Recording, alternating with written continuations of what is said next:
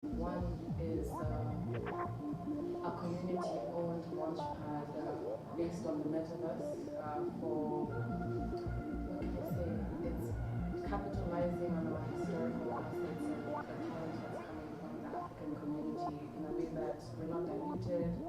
And I feel like Africa missed out on a lot because of our lack of documentation. It's just a lack of documenting our history and the things that we're doing, and that really cost us a lot. And I think NFTs can really change that for us. It starts with us, it's an art, and that's just a little bit about me. I guess that's speaking into my mouth. Thank you. Happy to be here. That was not amazing. Amazing. So now I want you guys to, I want to give you 1 minute each to quickly, just briefly tell your story, and apart from that, at least she's given us a really good background how she got NFTs. But I think the audience will really love to know your journey in the crypto space to where you were in 2 minutes, Mark as well, and then I'll finish it. Alright, how I got into NFTs. I think it's the case for most of us, and shout out to Trevor who was sitting on this seat because he gave very valuable advice. When you join the space, because most of the headlines talk about 60 million sales, 100K in 2 days, that's what gravitated me. I have a younger brother, he knows I'm a producer, and he kept nagging. Yo, you need to get into NFT. And he knows my little bro, so I'm like, go play with your toys. But it's like 20. But that's how I still treat it, sadly. But I came across those headlines and I thought, why not? Because in Web 2, you're not really making sales off your art as much. And being entrepreneurial, being open-minded, I delved into NFTs through drug music.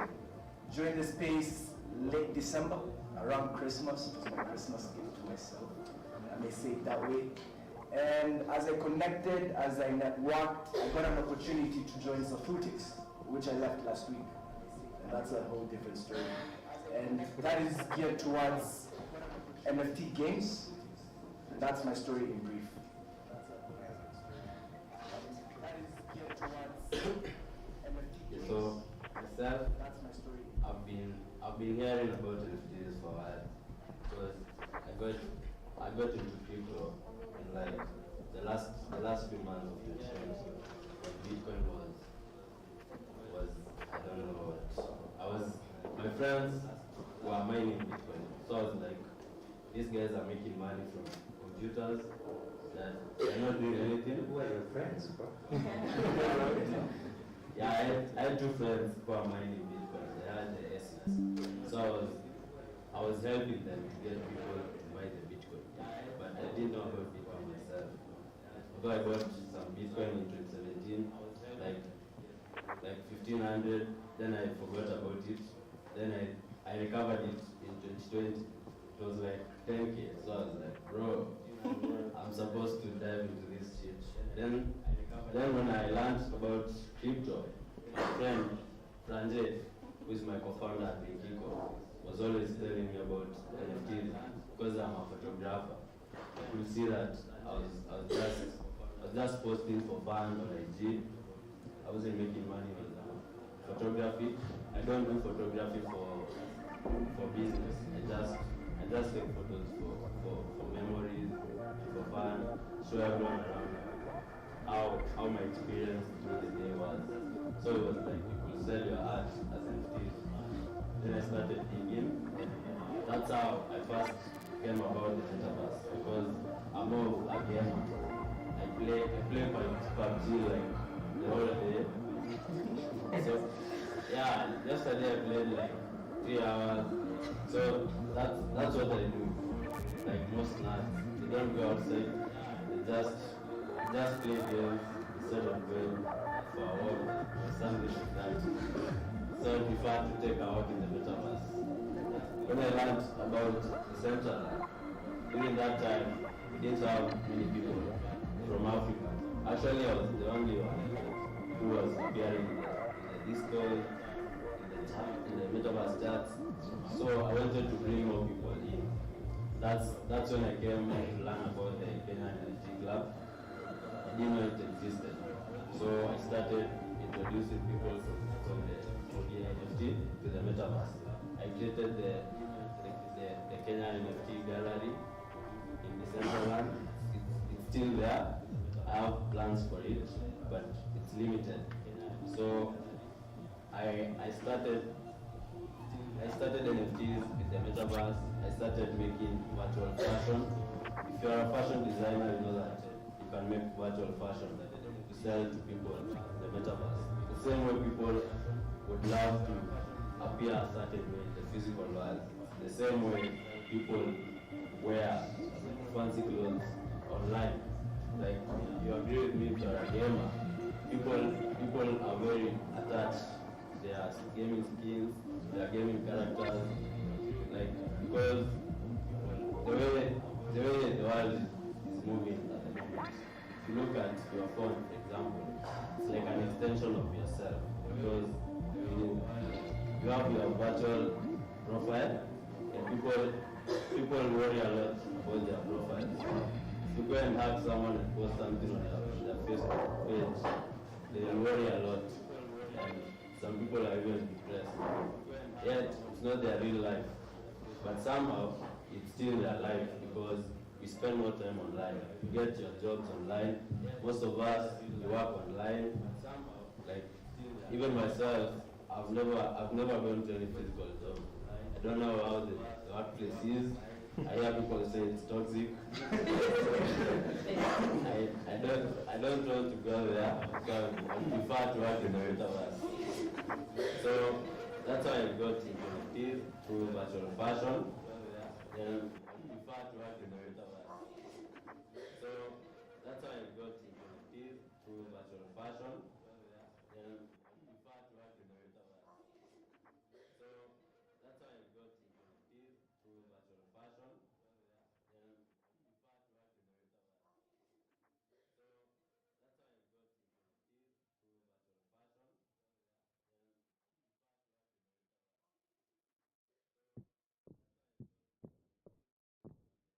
So that's how I got into NFTs through virtual fashion. Then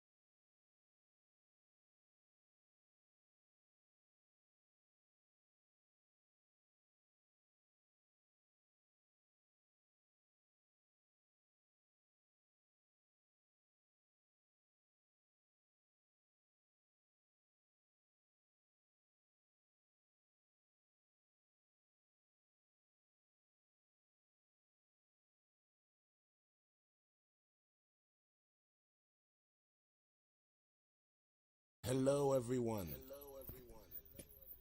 Thank you for visiting the African Museum of the Metaverse. Hello, everyone.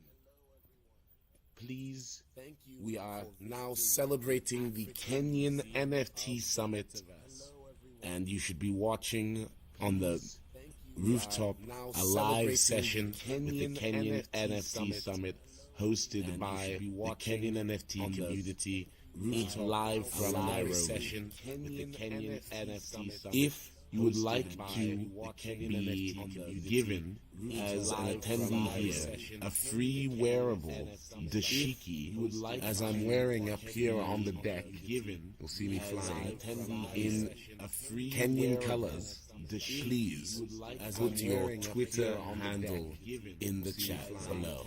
Thank you so much for celebrating with us. Please put your Twitter handle in the chat below. Thank you so much for celebrating with us. Please put your Twitter handle in the chat below. Thank you so much for celebrating with us. Please put your Twitter handle in the chat below. Thank you so much for celebrating with us. Please put your Twitter handle in the chat below. Thank you so much for celebrating with us. Please put your Twitter handle in the chat below. Thank you so much for celebrating with us. Please put your Twitter handle in the chat below. Thank you so much for celebrating with us. Please put your Twitter handle in the chat below. Thank you so much for celebrating with us. Please put your Twitter handle in the chat below. Thank you so much for celebrating with us. Please put your Twitter handle in the chat below.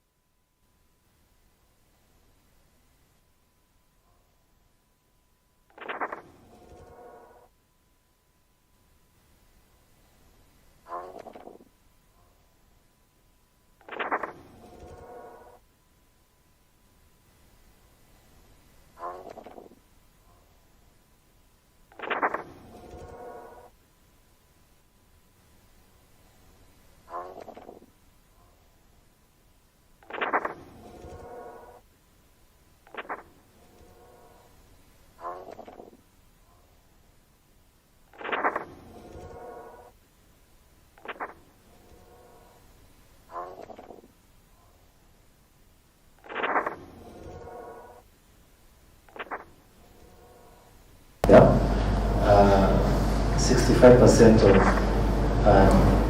blockchain developers waliingia industry last year. So of all 65% blockchain devs in the world, 65% waliingia last year. Blockchain developers waliingia industry last year. No job that they had. So of all 65% blockchain devs, so you have an easier time finding a blockchain if you're setting up blockchain industry last year. No job that they had. So of all 65% blockchain devs, so you have an easier time finding a blockchain. You have an easier time finding a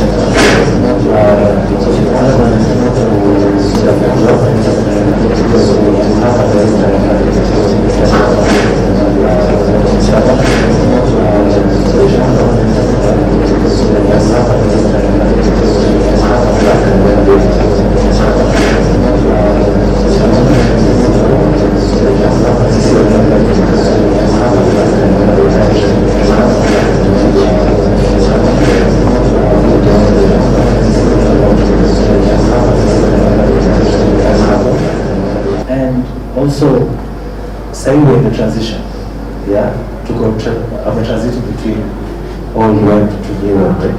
So, and like some, I'm one of the panelists that you mentioned earlier. Yeah, not panelists, Almasi, right? Yeah, this lady. She mentioned we are literally at the beginning. Like it's a race and you haven't even stepped up to that color. We're literally just flexing and that's what's going on. So, wewe ukivasai, right? In the next 5 years, right? Because most of the devs to make up now, hawana OG, like hawana pressure, they have jobs, they have gigs, so they're not.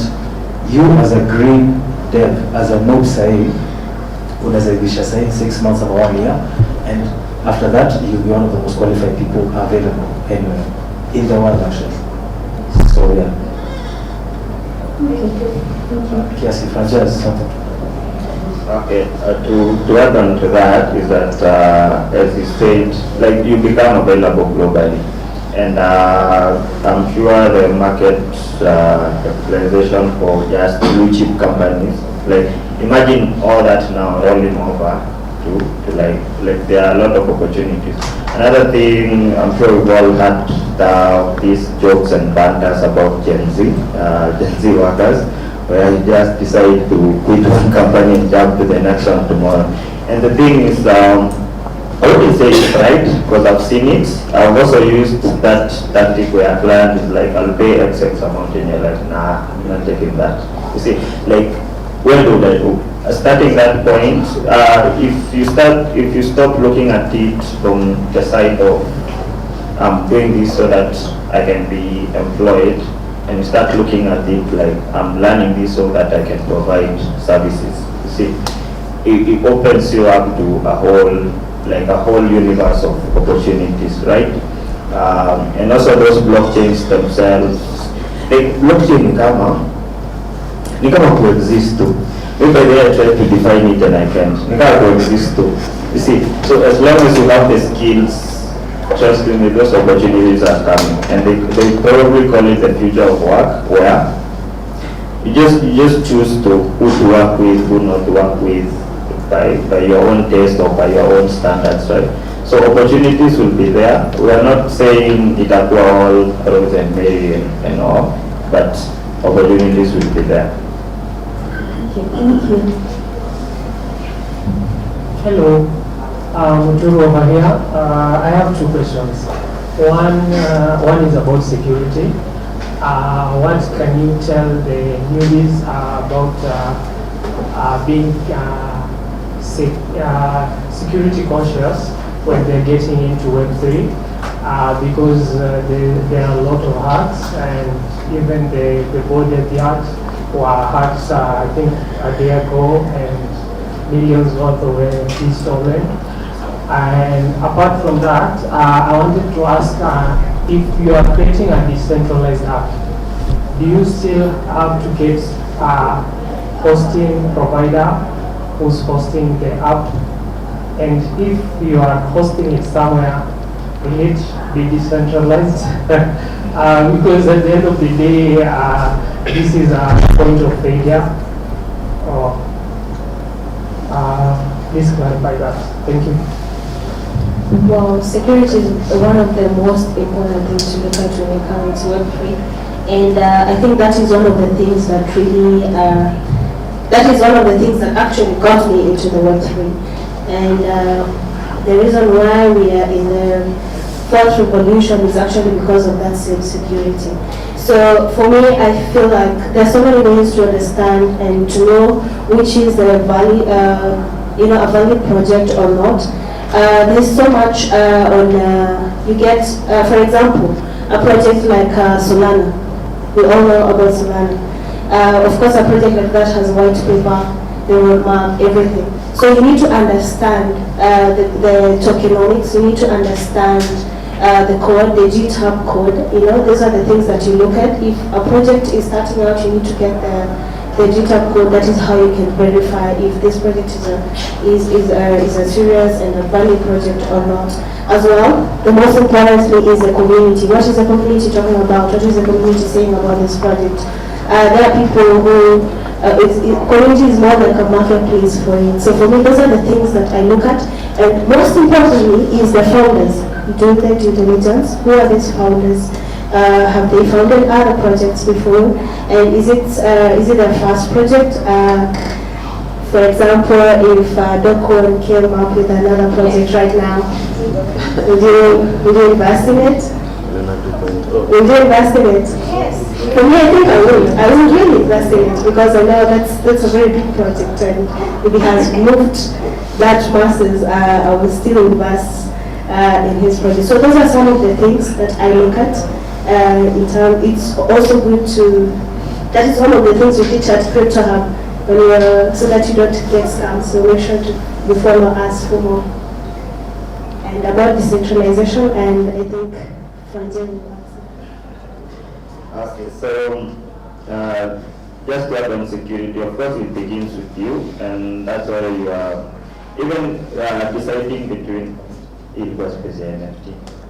So even deciding between the debts and the centralized ones, that's a security issue, right? And that's why people are going to move their money from exchanges to like decentralized exchanges, because that's a security concern.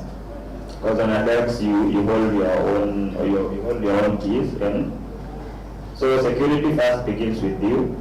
Also on a personal level, be very careful about your crypto holding announcement and shit, because people, what do you want to kidnap you? It's not jokes. Even at gunpoint and someone like let a wallet down, you see. So big start unaware. So on the decentralization part, yeah, it's an issue if your app is on AWS or DigitalOcean. But things are changing. IPFS, I believe there was a meeting on IPFS a few days ago, the same stage. So IPFS is coming up redefined. They are redefining it to make it friendly even for beginner developers, so that you can launch your app as a fully decentralized service from the word go. So I don't know, I can't say much about hosting on AWS. That's what we have now. But things are looking up. I believe IPFS in the future will be very big. I've not seen any other project with the potential IPFS has. And the good thing about IPFS is that it's free. So you just host your app, you are global on the one go, you are fully decentralized, and even your government can shut you down if you're on IPFS. So do look into that. What else? Okay, kuangalia code, maybe if you are just a normal user, it might be tough. But of course, do look if the project is open source. That's like tick number one. If the project is open source, it means that even if you won't understand the GitHub code, it means there are people who do look, and as long as you can check that code and the community side, and you're like, have there been complaints, have there been hacks? So it builds, like a kind of builds up your confidence. But mostly security begins with you. Thank you very much, Juja and Gaza. So unfortunately, I'm being told we've run out of time. So I just want to ask our panelists, where can we find you to get more of your wisdom Where can we follow you on Twitter? Where can we find your platforms? Where can we download your apps? Yeah, as a closing remark. All right. 30 seconds. Yes, 30 seconds. So KE, I would say Bitcoin KE. That's like one of the biggest sites in Africa. Contains a blockchain. Personally, as a developer on chains and the K, but I'm not on Twitter. I'm not really doing much. He's But- woke. Yeah, I'm not socializing with Zurich in the far but soon. So yeah, that's my Okay, thank you. Okay, Friday on Twitter, like pretty much Friday everywhere.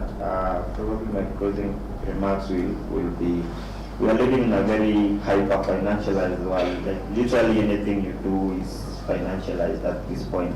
You have play to earn. So I don't want to work out normally.